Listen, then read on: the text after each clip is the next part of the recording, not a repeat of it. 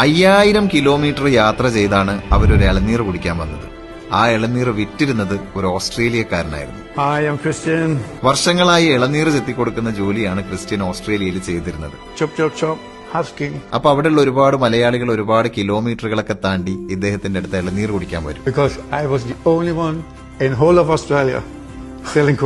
അങ്ങനെ ഒരുപാട് മലയാളികളെ കസ്റ്റമേഴ്സ് ആയിട്ട് കണ്ടപ്പോ ക്രിസ്ത്യൻ ഒരു മോഹം, ഈ മലയാളികൾ ഇത്രയധികം സ്നേഹിക്കുന്ന അവരുടെ നാടൊന്ന് കാണണം. അങ്ങനെ ക്രിസ്ത്യൻ കേരളത്തിലേക്ക് പറന്നു. കേരളത്തിന്റെ ഭൂപ്രകൃതിയും മഴയും കൾച്ചറും ഒക്കെ കണ്ട് ആസ്വദിച്ച് തിരിച്ചുപോയി. അങ്ങനെ ഇരിക്കും ഒരു ദിവസം ഇളനീർ പറിക്കാൻ വേണ്ടി തെങ്ങിക്കയറിയ ക്രിസ്ത്യൻ അൺഫോർച്ചുനേറ്റ്ലി താഴെ വീണ് കാലൊടിഞ്ഞു. കാലിന് പ്ലേറ്റ് ഇട്ടു. പക്ഷെ വേദന മാറുന്നില്ല. ഇനിയിപ്പോ പ്ലേറ്റ് റിമൂവ് ചെയ്യണം. പക്ഷെ ജന്മനാ കിഡ്നിക്ക് തകരാറുള്ളത് കൊണ്ട് ഈ പ്ലേറ്റ് റിമൂവൽ സർജറി പോസിബിൾ അല്ല. എന്ന ഒരേ ഒരു സ്ഥലത്ത് നിന്ന് മാത്രം ഒരു പോസിറ്റീവ് റിപ്ലൈ വന്നു.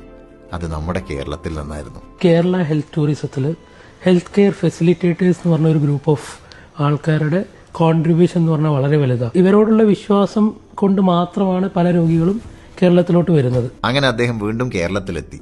അപ്പോളോ അഡ്ലക്സ് ഹോസ്പിറ്റലില് centre for advanced orthopaedic Kerala doctors അദ്ദേഹത്തിന്റെ കാല് ശരിയാക്കി കൊടുത്തു. ഓസ്ട്രേലിയയിൽ വെച്ച് ചെയ്തിട്ടുള്ള ഇംപ്ലാന്റ് ആണ്. അപ്പൊ അതിന്റെ സ്ക്രൂ നമുക്ക് എക്സ്റേയിലെ കാണാൻ പറ്റുള്ളൂ. അപ്പൊ അത് എന്ത് ടൈപ്പ് സ്ക്രൂ ആണ്, അത് റിമൂവ് ചെയ്യാൻ പറ്റുമോ എന്നുള്ള എന്റെ ക്വസ്റ്റ്യൻസ് ഒക്കെ ഉണ്ടായിരുന്നു. We assured that we will definitely remove the implant. ഇന്ന് ക്രിസ്ത്യൻ പറയുന്നത് കേരളം എനിക്ക് തന്നത് ഒരു സെക്കൻഡ് ലൈഫാണെന്നാണ്. God's own country gifted me another life. പക്ഷെ കഥ അവിടെയും തീർന്നില്ല.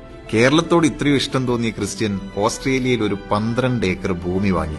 എന്നിട്ട് അവിടെ മുഴുവനും തെങ്ങ് കൃഷി ആരംഭിച്ചു. മാത്രമല്ല അതിനിടയിലൂടെ കേരളത്തിൽ കാണുന്നത് പോലെ തോടുകളും പണിതു.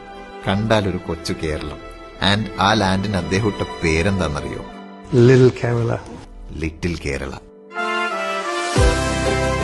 എന്നെ ഏറ്റവും കൂടുതൽ ടച്ച് ചെയ്ത കാര്യം വേറൊന്നാണ്. നിങ്ങൾക്ക് കേരളത്തിൽ കൂടുതൽ ഇഷ്ടപ്പെട്ടത് എന്താന്ന് ചോദിച്ചപ്പോ ക്രിസ്ത്യൻ പറഞ്ഞ മറുപടി, the people of Kerala. You cannot beat the people of Kerala in friendliness.